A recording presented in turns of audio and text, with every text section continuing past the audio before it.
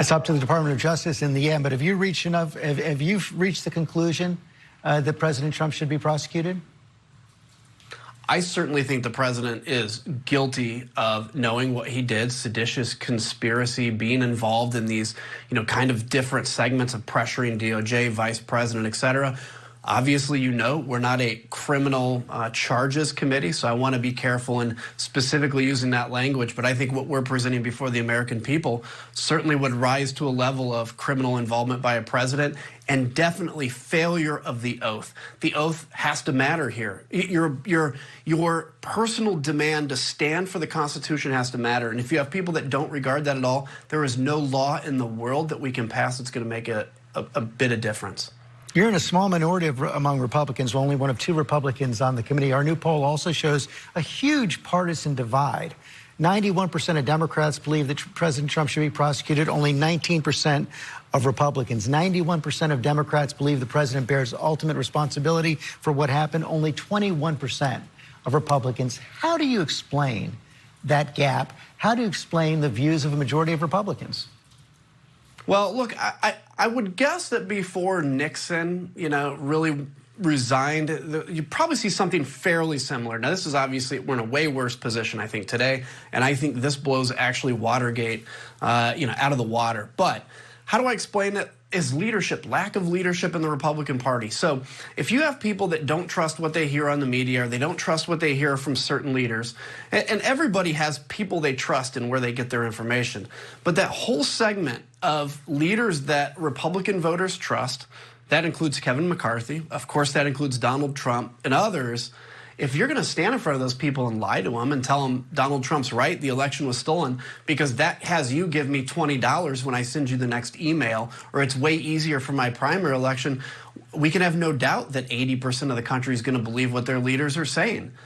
This is where, if you're not willing to tell people the truth in America, you shouldn't run for Congress. Go do something else. But this should be a position where you can tell the hard truth. And unfortunately, my party has utterly failed the American people at truth. It makes me sad, but it's a fact. This is Adam Kinzinger, a member of the January 6th committee and now pariah in the Republican Party for the crime of acknowledging objective reality that Donald Trump's decision to incite a coup might have possibly violated his oath of office. But more importantly, the case that the January 6th committee is laying out will ultimately serve the DOJ, and that is what counts. The January 6th committee, as Kinzinger noted, isn't capable of bringing criminal charges, but the Department of Justice is. And the January 6th committee's case is creating a clear roadmap for the DOJ to bring about those charges.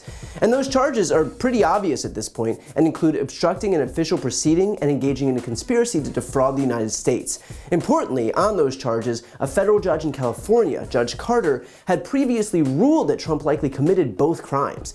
Now, that case was only intended to resolve a dispute on whether the January 6th committee could subpoena certain emails from John Eastman, so there was no ability for Trump to actually be indicted there, but the DOJ does have the ability to consider that ruling in its own decision to bring about charges against Trump. Now, consider this. Carter made this ruling in an evidentiary hearing. He assessed evidence and decided that the evidence met an evidentiary burden. He ruled that it was more likely than not that Trump committed these crimes.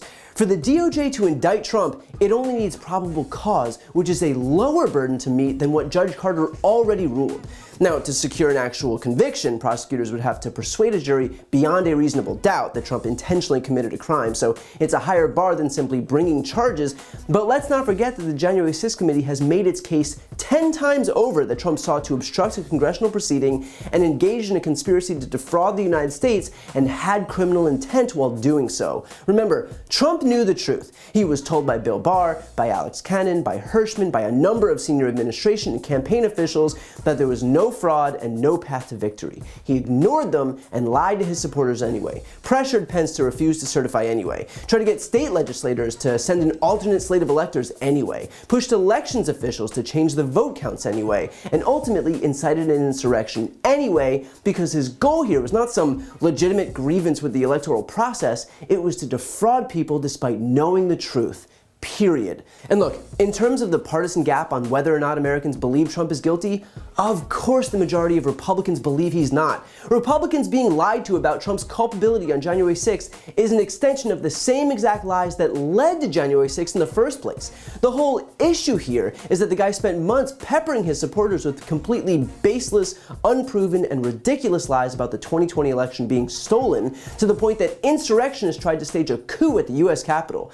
So am I supposed to be surprised that now those same people continue to believe Trump's lies? And by the way, Kinzinger hit the nail on the head in terms of why these lies continue to fester. Republicans can make money this way. This isn't rocket science. Normally, when you have one political party that loses an election, the money dries up because why continue to dump funds into the pockets of the people who've just lost power? It wouldn't make sense. But Trump and his allies figured out that if they could just lie and claim the election was stolen, and that they were going to fight this theft with your donations, well, suddenly they were able to keep the spigot open. And so under the pretense of fighting the evil election-stealing Democrats, Trump was able to con his supporters out of $250 million.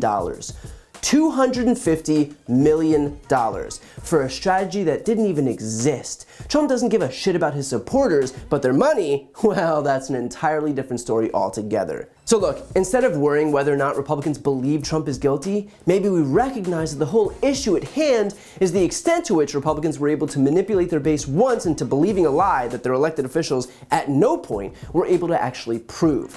And so instead of worrying about swaying Trump's base, we focus on the facts being laid out by this committee, namely that Trump and Eastman and the rest of his foot soldiers knew that there was no fraud in this election, they knew that Joe Biden had won, they knew that Trump had no path to victory, but they sought to block Congress from certifying the election results and to defraud the American people instead because they wanted to stay in power. That is what this is about. So again, while the January 6th committee isn't able to levy any charges, the DOJ is. And I know they're watching this committee not only laying out an airtight case on their behalf, but also informing Americans of the abject danger posed by allowing someone like Donald Trump to escape accountability. If he's not indicted, this will happen again. So if the DOJ is there to enforce our nation's laws, then holding Trump accountable should be their first, second, and third priority. To see more videos like this, click the subscribe button right here on this screen. And to support my work beyond that, check out my podcast, No Lie with Brian Tyler Cohen, where I cover the week's most important stories and interview the biggest players in the world of politics, including President Biden, Kamala Harris, Pete Buttigieg, Elizabeth Warren, Katie Porter, and so many more. The link is also right here on this screen. And finally, to take action yourself and sign petitions on the most important issues, go to briantylercohen.com/petition.